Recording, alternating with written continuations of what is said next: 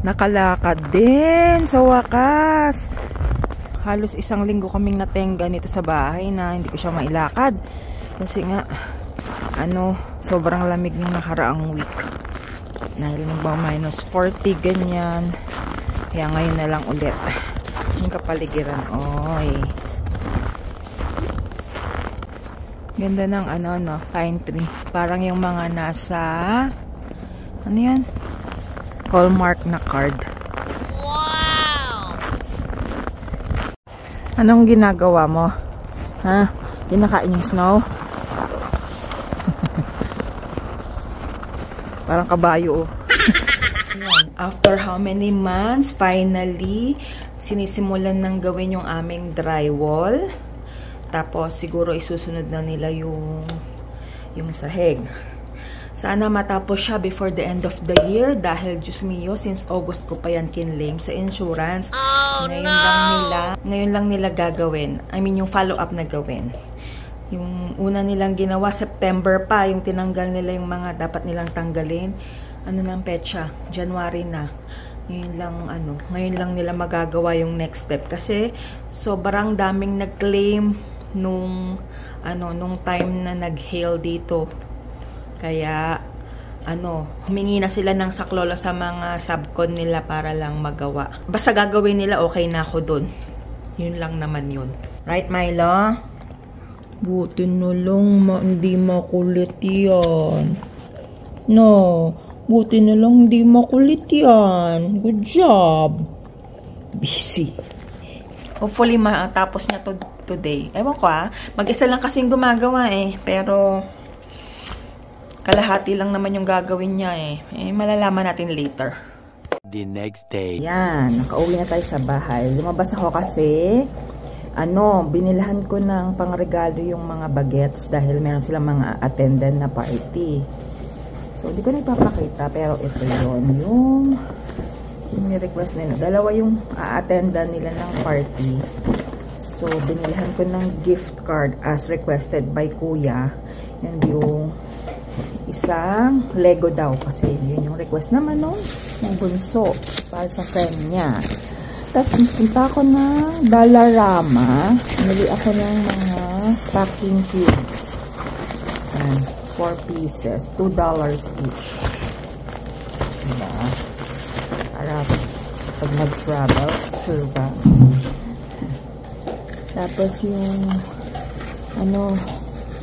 pabango sa bathroom. Tapos nakita ko to, bago to. Air fryer liners.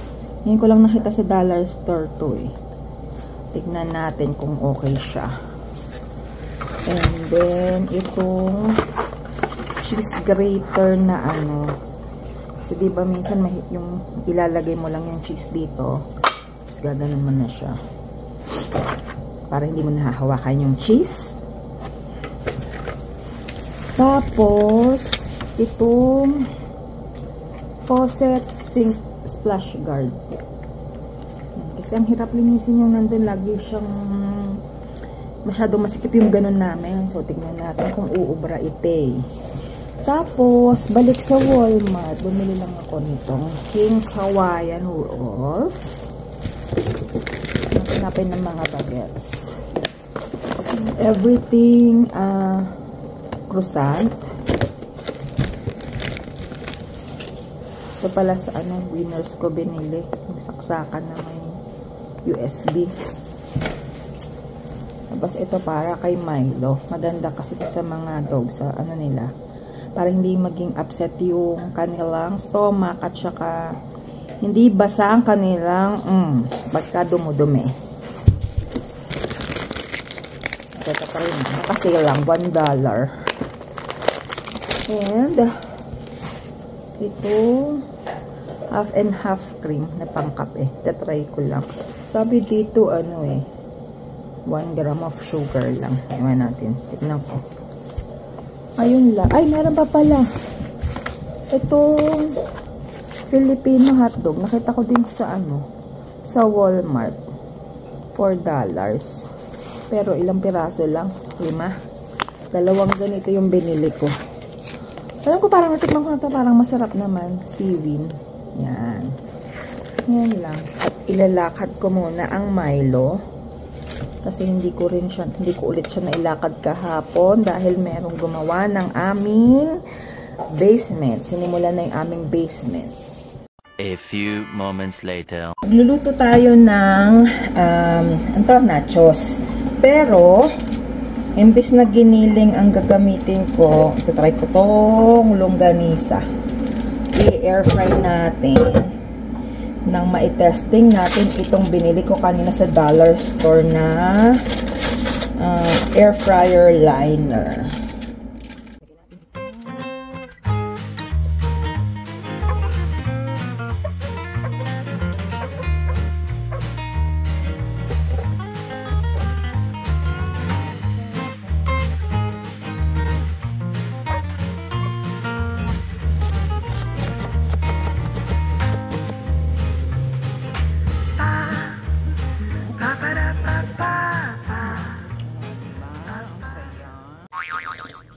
Ayan.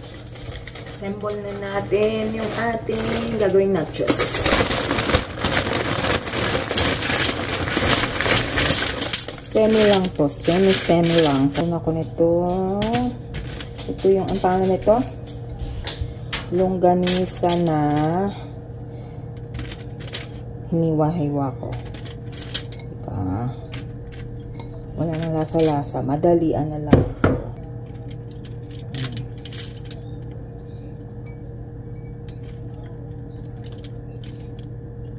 Mamaya ako na ilalagay yung lettuce at saka tomatoes para hindi malanta.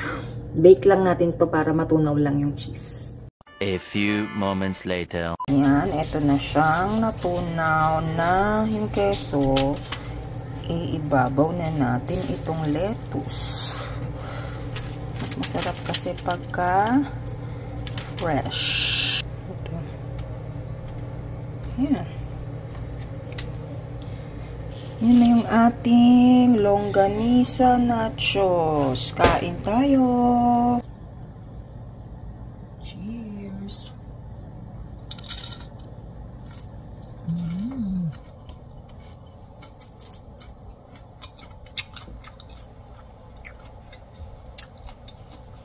Hindi kompleto pero pwede na. Kain.